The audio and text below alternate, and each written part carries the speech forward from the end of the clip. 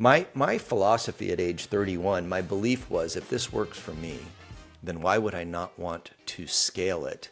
Because I'm all about lifting switches on people's hearts.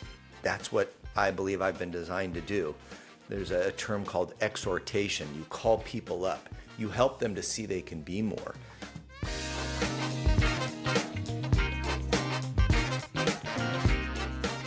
Hey, what's up, friends? Grant Baldwin here. Welcome back to the Speak Aloud podcast. Really excited for this one. Talking to a good friend, Daniel Harkavy, today, who is the founder, CEO of a coaching company, Building Champions. They've been at it for nearly 30 years. This guy's a legend, and so I have an enormous amount of respect and admiration for him. And so we're going to talk about coaching. We're going to talk about speaking, how speaking kind of fit into his world, and then also how he has scaled his business and what we can learn from that as speakers. So, Daniel, so good to see you, my friend. Welcome to the show.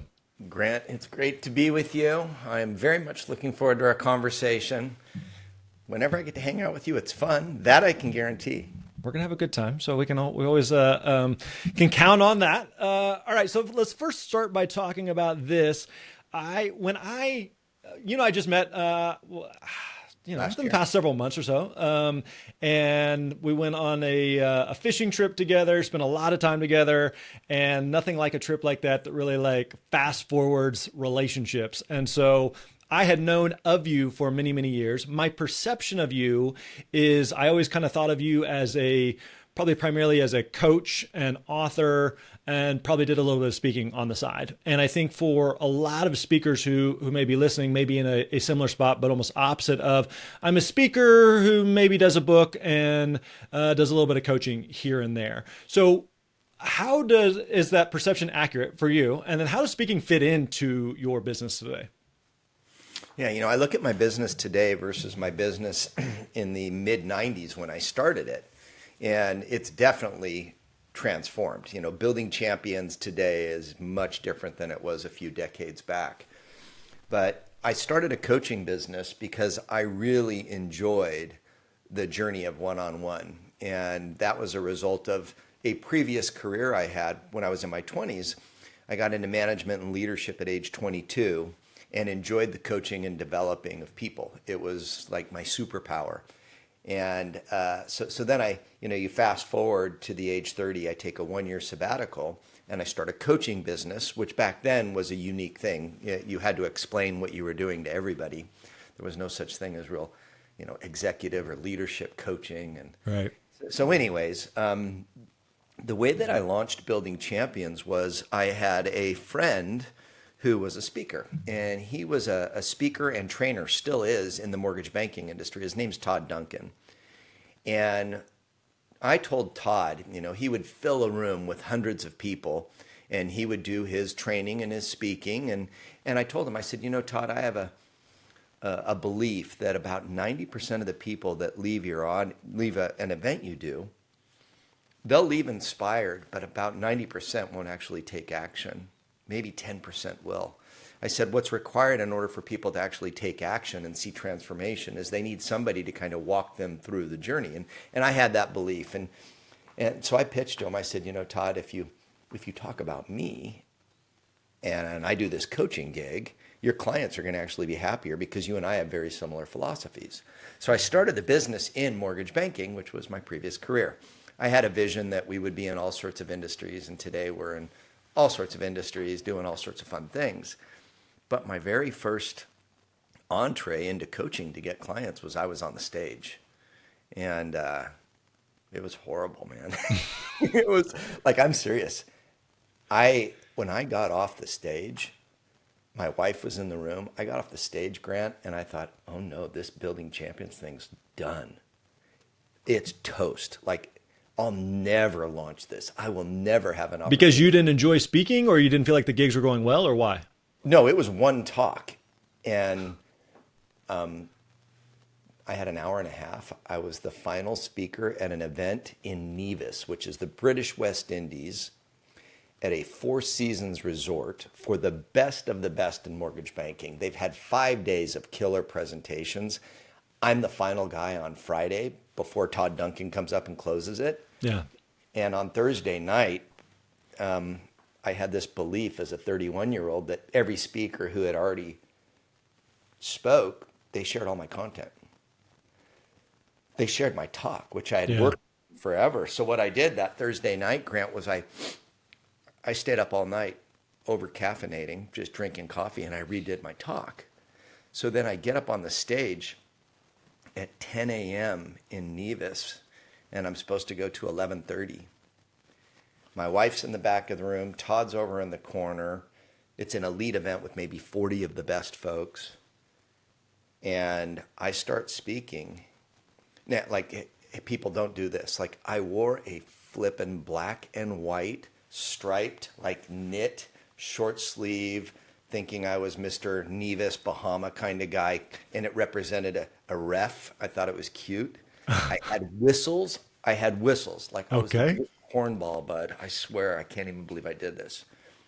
So I get up there to speak, and I've got an hour and a half to share wisdom, and 15 minutes in, the screen goes blank. I've got nothing. And I Nothing. have friends in the audience going, hey, and they're trying to help me. Hey, Daniel, tell us about when you built that amazing branch in LA. And all I hear is Charlie Brown's parents. Like I hear wah, wah, wah. And I'm so much adrenaline, so much cortisol, brain goes flipping dead.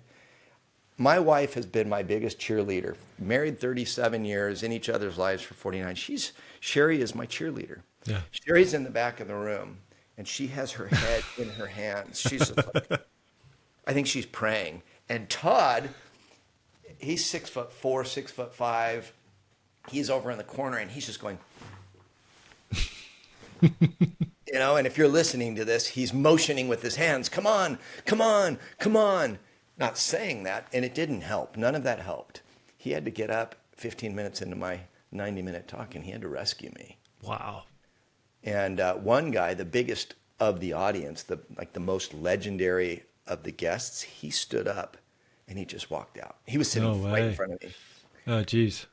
Yeah, and then a gal, Grant, a gal named Penny, who is no longer with us. Penny walked up to me after, and she said, "I see your heart. Can I buy you lunch?" And she bought me lunch, and this was like a few hours before we jump on a plane, and I'm going to go like open a surf shop, or I'm going to open a bagel store because this coaching gig's toast. And she hired me. And then my journey from speaking from that point forward, it was how I got clients. It was how I built Building Champions. It was from the stage, either myself, my clients, Todd, or others. But it played an integral role in building the company that we have today, which today I'm incredibly proud of. The people that work with us. I've got a great team. And I think one of the things that's interesting about that is, a lot of people when they approach speaking, they view it as I want to be a speaker, as in I do a keynote or I go do some type of workshop or training or whatever, and I kind of collect the check, and that's kind of the end of the transaction. Whereas for some people, and this is a great example of that, speaking is kind of a means to an end in that I don't necessarily want to be a speaker. It's just it's my lead gen source. And if I'm good enough at that, in the same way that today we might do some type of social media marketing or some type of paid advertising in some way. It's going, no, I can go speak. And if I have some type of service on the back end, whether that's coaching or consulting or some type of, literal service that I'm offering, that speaking can be a great lead gen source. So despite the initial debacle there, did speaking continue to be that lead gen yeah. source that built the business for you? Oh yeah, if there was no speaking, there's no Building Champions. Wow. Yeah, if there was no speaking. But I fast forward. Okay, so here we are in Nevis. The guy, Todd Duncan, he gives me a second chance. He's like, I'm going to put you on the stage again, but this event's going to be even bigger. There's going to be 400 in the room.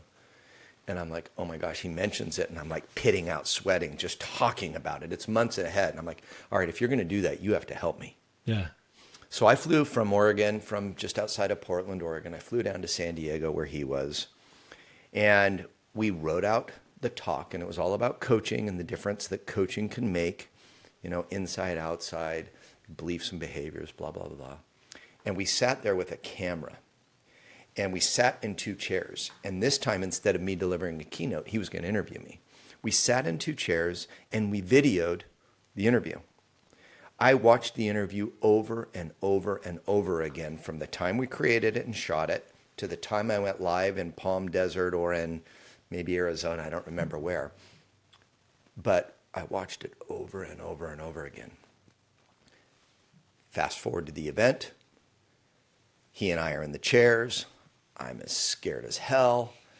The brilliance of it was we were going to put two of my clients on the stage when we were done with our interview. Mm-hmm.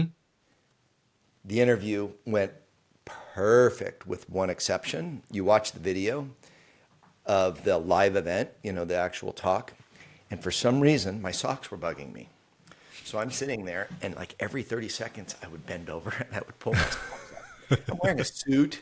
I've got dress socks on. I would just so weird. But the talk went brilliant if you didn't, OCD hyper focus on what's wrong with the guy's socks.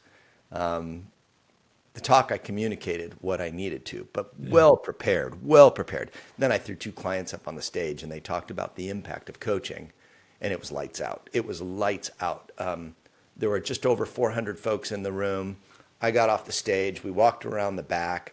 I had a team of 3 others with me. We walked through the hallway and into the general lobby area where I had a booth. And there were more than 100 people lined up throwing credit cards down to sign up for coaching services. 25% of the room signed up for coaching within 20 minutes in that break. Wow. And we were off to the races. We were off to the races. We had a wait list. We didn't have the capacity to help all those people. And I was like, okay, this works. This actually works. The challenge for some speakers in that situation is, it sounds like, again, because speaking is just kind of a means to an end, coaching is the thing that actually lights you up and you get excited about and that you're passionate about, that you're good at. So you spend so much effort and energy, and then speaking, the kind of the gateway drug, so to speak, becomes kind of a side dish, and you don't take it that seriously, or you're just kind of like, it kind of is what it is, because I just want to go over to this thing, the thing that I actually care about. So over time, did you put as much energy and effort into the speaking as you were doing with your own coaching? Well, what I did was, our logo is a torch at Building Champions, and I have a belief that anything that we do should make the torch burn brighter. So, that torch. So if I'm going to show up, I better make the torch burn brighter. So I really got into speaking and studying it and working on it. I got involved with John Maxwell, and John's, if you don't know who he is, he's one of the most prolific authors in leadership, and the guy's probably got more stage time than anybody at his age. Pastor before, the guy's prolific. So John and I did real teams. I spoke with him side by side, 12 states over a period of time, helped him to launch Exchange, spoke at Catalyst, which was my biggest stage. Yeah. But I figured if I'm going to show up, the individual that invites me to show up should be very, very glad that they invited me. They should be very proud. And then I read a book, Grant, and it's a book that's like 20 years old, and it was called Working the Room by Nick Morgan. Oh, yeah. Yeah, we know Nick. Have had him on the show before. That book was fantastic for me. And he said one thing in that book that changed everything for me.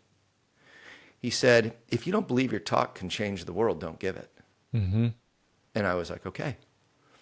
So that was the beginning of me understanding the gift of communication and what I say yes to and what I say no to. And I took it serious from that point forward. I developed a few other coaches. We have always had a team of roughly 20 plus coaches, and some of them are brilliant communicators, and I would always work with those that had the gift and help them, because if they're out on stages, they're just creating exposure for our firm. Yeah. They're sharing our content, our methodologies, our beliefs, and we've always had a good crew of speakers that have helped us to advance the business and the mission of Building Champions. And we believe better humans make for better leaders. So we want to help leaders to lead themselves in business and in lives in ways that enable them to really be on purpose and no regret and impactful. The platform, the stage is a wonderful way. So even today in the current business model, speaking is still a big part of lead gen. And is it still like the biggest lead gen source for you? No, not the biggest. I got to a stage in my life where I'm grandpa now, and I have kids and grandbabies and all that, and a beautiful wife. And then I have another organization, Set Path, which is where we're transferring belief, purpose, and direction into young adults. So I'm busy as a CEO and a board member, board chair. And I will only personally say yes to some events that are really, they're for me. I mean, they're not Yeah. for my team, they're for me. And I will gladly accept those. But I have other coaches on the team that are still doing workshops, and they're still doing keynotes, and they're doing experiences. We do 2-day events. There's one happening today. There's some sort of speaking happening in our firm, probably at least 3 weeks out of the month. Yeah. You mentioned that today the criteria for you is something that kind of just moves the needle for you personally. And I've heard different philosophies on this. I've heard some speakers who are part of an organization in kind of a similar way that you are, who are a CEO of an organization and would say, I'm only going to go do an event if it moves the needle for the organization. And other speakers or other CEOs would say, I'm only going to go do an event if it's just like selfishly, like it's something that moves the needle for me, you know? It's not that one's better or worse than the other, but how do you kind of think about that? What are the criteria that you use to determine whether or not something's worth you going to speak at? That's a great question, in that I have different criteria for different types of opportunities. So if I'm going to represent the company, number one, the audience needs to be right. It needs to be the audience that probably resonates with me as a CEO mentor, as a founder, as a content creator, blah, blah, blah. From a business perspective, the room needs to be right. It's the right people, number one. What would be an example of that versus an example that's not that? There are levels of leaders. Some might be at a different place in their journey where they just need more of the blocking and tackling and management, and they are in an organization like Nike. Nike's got eight levels of leaders. Daimler, which is Mercedes-Benz, has 8 or 9 levels. And these levels need different development paths to make it up to levels 1, 2, and 3. I resonate well with 1, 2, and 3. And then we have amazing gifted coaches that resonate really well with levels 1, 2, and 3, but also 4, 5, 6. Yep. And the way I look at it is, in order to create value in the business, the more that I can put other people out there, the better the business is, because it's not the Daniel Harkavy show. It's not called Daniel Harkavy Inc. It's building champions. So I want representation everywhere from all levels, if the audience is right. So if we can make a difference in the lives of those in the seat, we're in. Yeah. So let me move you to my criteria. Number one, right audience. Number two, I'm subject matter expert. I want to know that if I'm going to go in and speak of something, the majority of the room needs to be learning. They need to be in that learning posture.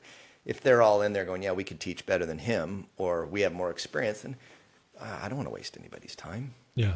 All right, so number two, subject matter expert. Number three, I'm incredibly passionate about the topic. I don't need notes. This is like passionate for me. It's self-leadership, it's team effectiveness, it's organizational impact. All on the business side, it's coaching leadership. It's a belief in culture, better humans, better leaders. It's any of that. Let's go. I'm ready. Yeah. All right, that's on the building champion side. My wife and I have 4 kids, all married. We've had 11 other kids live with us, like I shared with you. Yeah. And we have this not-for-profit to help young adults. Put me in a room of college students or high schoolers and let me talk to them about who they can become. Who I was when I was a teenager was a train wreck. And if somebody would not have seen good in me and painted a picture of hope for me, I'm not on your podcast. Right. So if I can speak in that arena, well, then I have different criteria and I have a whole different posture. I'm a man of faith. If I get to speak to a group of men or to a larger group, it's got to be about moving the needle for them in ways that help them to believe to better understand who they've been designed to be and how they can be used for goodness. Yeah. And if I can be used in that arena, all right, it's a little different. So I say yes in all of those spaces, but I'm always looking for an opportunity to put somebody else from my team in there so that they get to grow, the organizations get to grow, but there's just some that are uniquely Daniel Harkavy. Yeah. Take it. It's me. I want to take that last thought and kind of transition that direction. So, part of the challenge of being a coach, and part of the challenge of being a speaker is it's very like individual centric. It's very labor intensive. It is oftentimes like not scalable, and that I remember a friend telling me early on, like speaking is a high paying manual labor job, and that you get paid really well to do what you do. But the nature of it is you gotta, get on a plane, you gotta leave your family, you gotta go do the thing. And the same thing with like coaching is you're oftentimes sitting down with one person or a small group of people, and it's just labor intensive. It's fun, you enjoy it, it's gratifying, it's satisfying, but it's labor intensive.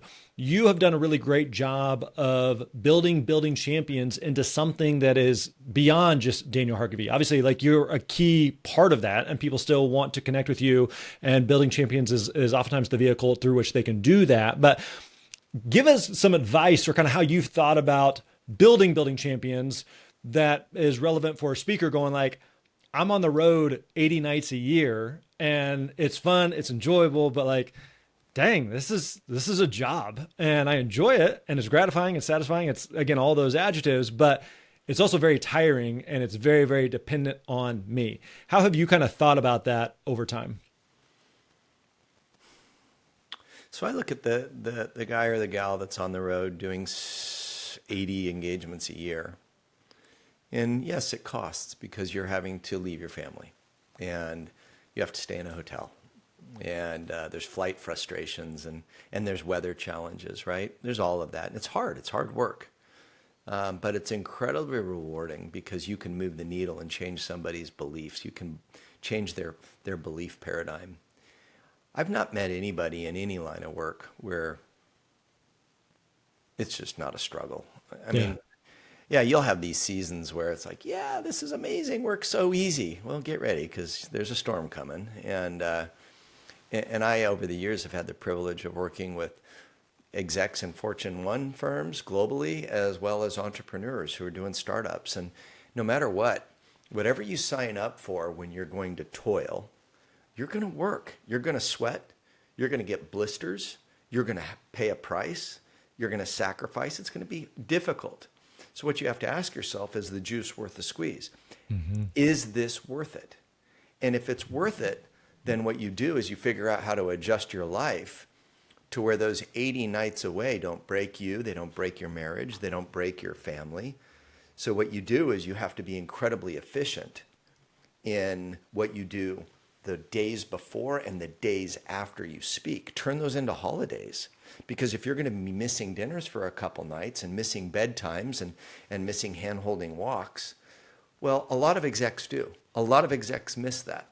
But the beauty of a speaker is that you don't report to an entity that says you have to clock in the next morning at 8 o'clock. Yeah. So build a life plan and then a schedule that enables you to flourish and rejuvenate so that when you go out on the road, you are the best version of yourself because when you're home, you're actually home. And then when you're working, doing your prospecting, you're creating, you're innovating, your follow-up, you're there. So what I want you to hear is there is a way to flourish and have a beautiful career, trading your hours for dollars if you believe you're making a difference. Yeah. Okay, let's put that to the side. Now your question that was direct to me, how did I go about building a scalable business? My philosophy at age 31, my belief was if this works for me, then why would I not want to scale it? Because I'm all about lifting switches on people's hearts. That's what I believe I've been designed to do. There's a term called exhortation. You call people up. You help them to see they can be more. And somebody did that for me when I was young. And it was a series of people that did it when I truly was, I didn't believe it about myself. Like I was nasty. So some good folks saw something good in me and it changed my life. And I've devoted my life to being that guy Yeah. and creating that for others. So my belief at 31 when I started building champions was let's test it this way. I created a plan on a columnar pad, a Wilson Jones columnar pad. If I coach so many clients, so many hours, I'll be able to be done at this time. I'll be able to be with my wife and I'll be able to be with my kids and I'll be able to work out and surf and play and I'll make just enough. I wasn't sitting there being huge money motivated. That was my previous career. I didn't start building champions because I wanted this big machine that was a cash cow. I started it as an organization of impact that would pay me well Yeah. and fairly. And it has for 29 years. But my whole goal was to create something where we could impact as many leaders as we possibly could, because it's a scale play. For every one leader, in our organizations, the organizations we coach, I have clients that lead organizations with 300,000 employees. Yeah. Those are cities. Those are counties, right? And if you impact that one leader and that leader shows up better, well, then that leader engages better with his or her team. And then if that's a good experience and it's consistent, well, those teammates, they do the same for their team. Mm-hmm. And all of a sudden you're cascading down. So I only have so many hours, so I better figure out how to clone myself if this thing's good. And Right. that's what I did 28 years ago. Yeah. I started cloning myself. When you started cloning yourself, what did that look like? Where you're starting to find someone else and going, okay, how do they take our IP and our curriculum and our knowledge, whether that be from the stage, from a speaking capacity, or from a coaching capacity, and utilizing what we do, because there's going to be some nuanced difference to how they do it versus how we do it. What did you do with that very first hire, and what would you do differently today? Because obviously it may be identical or maybe like drastically different 28 years later. So there was a book that I read early on called The E-Myth Revisited. Mm-hmm. Michael Gerber. Yeah. What a great book for a starting out entrepreneur. What I did was I brought on my first was an assistant. I hired Connie. And I got an executive suite. And Connie was the shared assistant. I hired her from the company because I needed somebody full time. My second was a gentleman by the name of Ted. And I gave Ted an equity opportunity to help me to build a vision, to turn something that was invisible to visible. Ted was a CPA. He was a systems guy. So I said, Ted, I want you to listen to me. I want you to watch me. And I want you to build out checklists. The E-Myth Revisited. Mm-hmm. I want a checklist for everything. I want a checklist for how I prospect, a checklist for how I onboard a client, a checklist for my first coaching session. It was so programmed. I had checklists for everything. I had a 3-ring binder. Now I want you to take ACT, which back then was a great off-the-shelf CRM. Remember that? Yep. I want you to customize ACT for my coaching sessions. So I want action plans and goals, and I want next session, and I want a 5-click system so that I can coach a high degree of people. I was coaching 70 people. And I wanted each of the 70 to feel like they were my only client.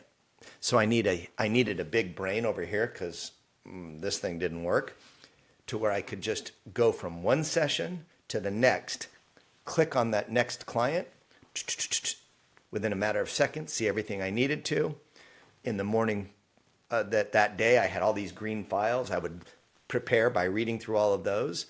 And then all I did was I had the green file system, I had the playbook, which were all checklists, I had the CRM, and then I started looking for individuals that would meet my profile for what a building champions coach had to be. And that's where we got into trouble. That took a little time. How so? One of the criteria, well, I had a few that were really difficult. One was I wanted them to have a similar world theology to me. Like, I didn't want somebody going in there and going, you know what, you do need to make a heck of a lot more money, and if your wife's getting in the way, you should just divorce her. No, that ain't going to happen at Building Champions. Yeah. So they needed to have like a theology, a faith match, an understanding of what humanity and what our journey should look like. I wanted them to represent the brand. Yeah. And align with my vision, our purpose, our convictions. The second thing was that I wanted them to be a client. I wanted them to be hook, line, and sinker in. They were a recipient of the goodness. They loved it. They wanted to go do it. Second thing. Third thing is I wanted them to move to Lake Oswego. I did not want a remote workforce. Mm-hmm. Fourth thing, they needed to have the gift of exhortation. They needed to come to life when they could help somebody else be the one on the stage, the more successful one. Yeah. That had to be more exciting to them than they themselves being up there. And then finally, they needed to be gifted communicators, which in our business has everything to do with the questions you ask, how you listen, and how you synthesize. So Where did it break down though? Did you feel like you're looking it for a broke unicorn down. that just didn't exist? Some Or were, I can get 4 out of the 5 of them, but they don't yeah, live in Oregon?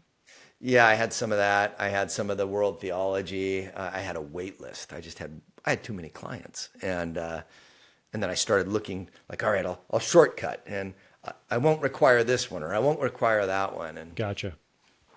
but we stayed true, and we just kept a wait list and hired a couple really good coaches, and they crushed it. So is the whole thing then just to, as simple as it may sound, is just to systematize of here's everything that I'm doing, like you said, from prospecting to onboarding to coaching. And so from a speaking standpoint, from maybe similar to prospecting to how I'm presenting on stage or how I'm communicating, how I'm interacting with the client before, during, after an event, systematizing all of that and then handing the keys to, or the playbook, almost like a franchise, to the next person and saying, all right, copy paste, or how did you think about that? Yeah, so one of the books I wrote is called Becoming a Coaching Leader. So you can have the playbook and you can have the systems, but Right. you need to have the belief and then the discipline to follow through to actually coach people. So anyone that came in, they were an apprentice for a long time. One of the things that I've always enjoyed doing is at lunchtime I work out. So at lunchtime for decades, I've gone for a trail run or I've gone to the gym. And what I would do is I would hire people, which is one of the reasons I wanted them in Lake Oswego, was we're going to go across the street to the gym at lunch or we're going to go for a run. And I would have a whole team of coaches as we built this thing that weren't runners, but all of a sudden they became runners. They weren't all that excited about going to the gym, but they came to the gym. Yeah. What it was an organic conversation around who'd you coach today? How'd it go? What'd you learn? Hey, I have a new insight. It was just life on life, sharpening all the time. And then I had one-on-one sessions with everybody, and then we observed their sessions. We actually recorded with an old cassette tape the coaching sessions, listened to them, debrief them, look for ways to make them better. So a lot of coaching, a lot of training, a lot of ongoing. Now, was everyone a full-time employee, or were you working with contractors at all? Never. Always employees. Has your view on the importance of being in person, is that still the same? Because obviously, like 28 years ago is vastly different than the world today. COVID really perpetuated the virtual side of work. How do you think about that now? Yeah, we're all virtual. We have an office still in Lake Oswego. It's much smaller. You know, we had to compromise on the move to Lake Oswego. So 25 years ago, we started hiring coaches in different states, Canada. We started doing summits. And we would do 4 summits a year. We still do. And our summits were times of coming together. So coach conference calls, webinars every month, one-on-ones with your coaching leader, and then coming together in person live for 2 nights, 3 days became our rhythm. Now during COVID, we started moving a lot of that to virtual. We still do in-person and virtual summits, but we just had to adjust. When you first started bringing on additional coaches and speakers, did all coaches also speak, or how did you determine who could speak and who couldn't and represent the company? There were some that just had a passion for it, and they had a natural bent towards it. What we did was we created a public event.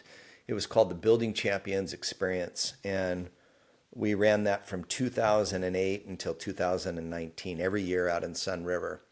4 days. It was a finely curated experience, a time to connect, reflect, plan, and connect with like-minded leaders. We had people come in from as far as Germany for it. A few hundred folks would come in. It was an expensive event. And we would do main stage and breakouts.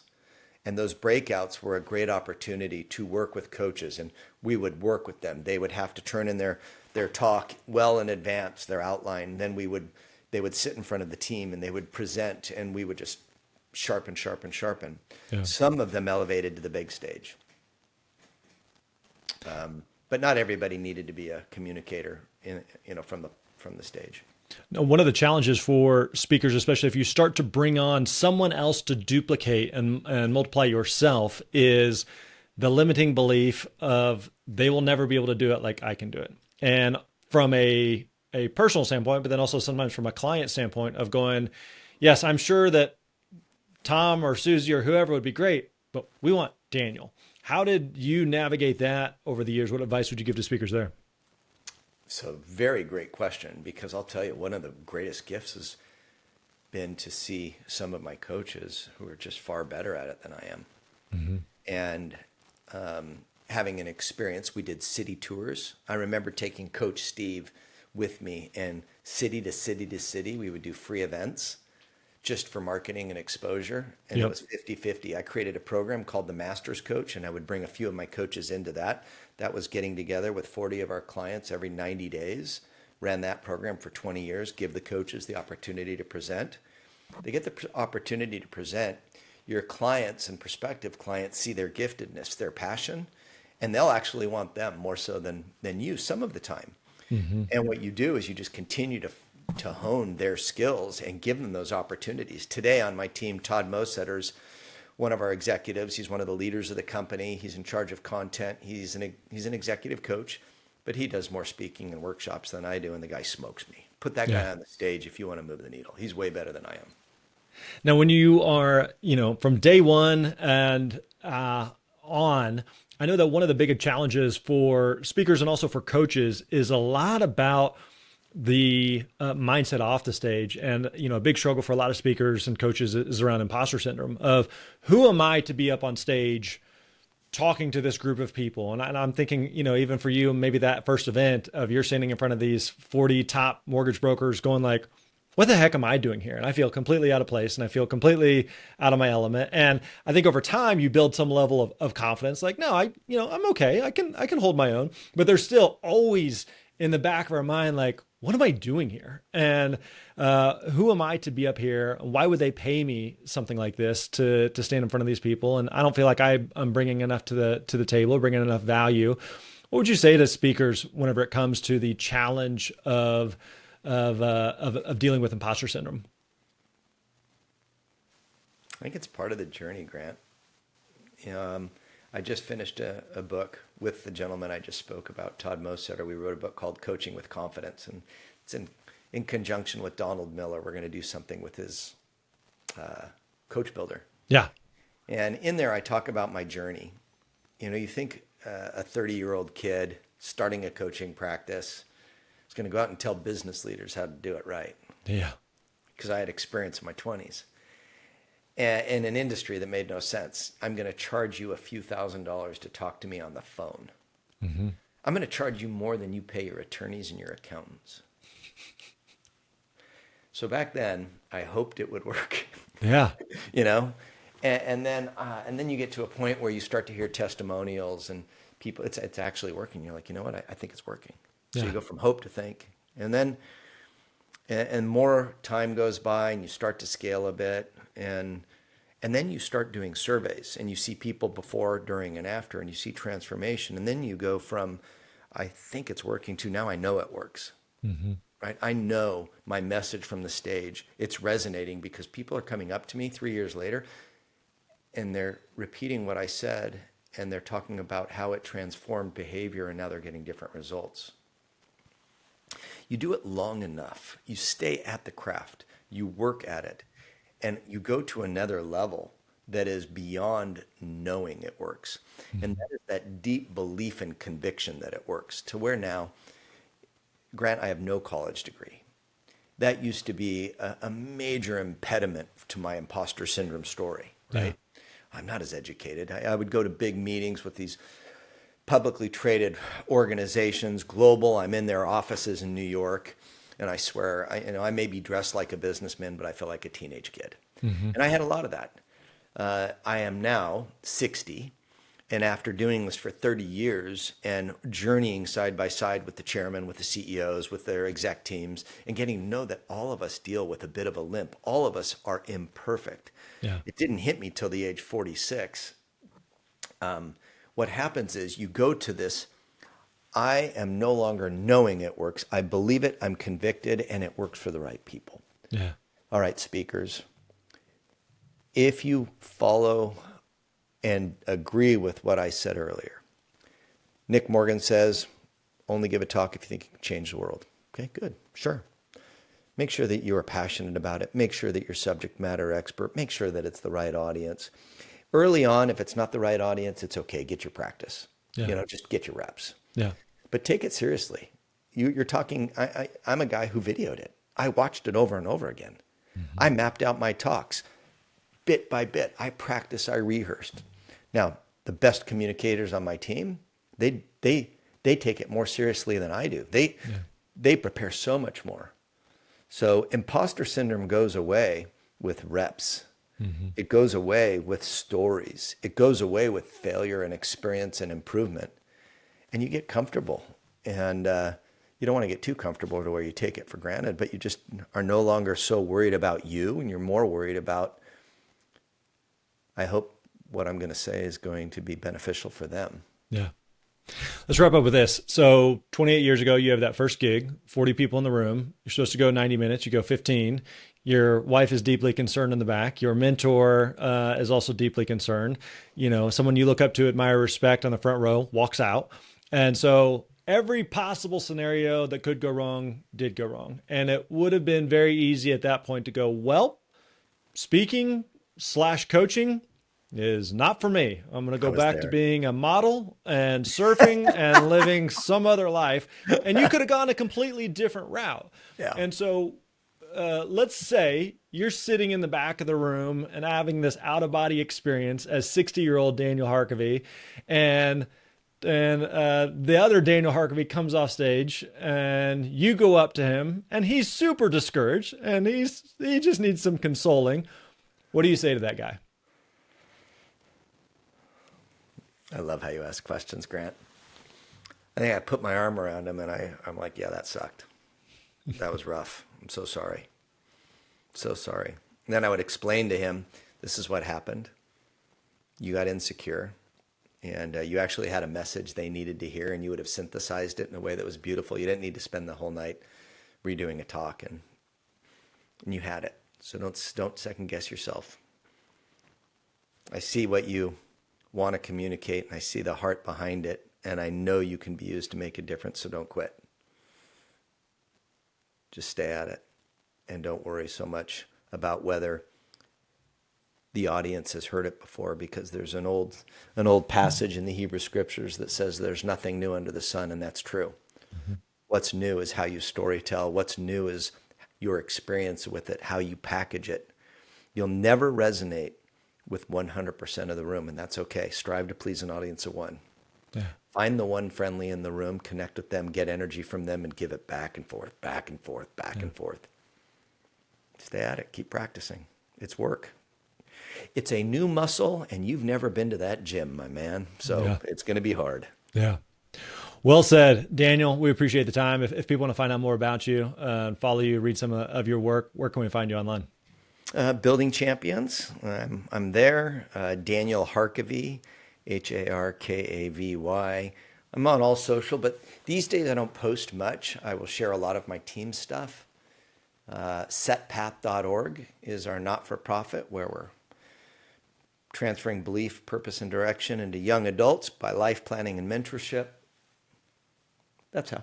Yeah. And I've got books on Amazon and stuff.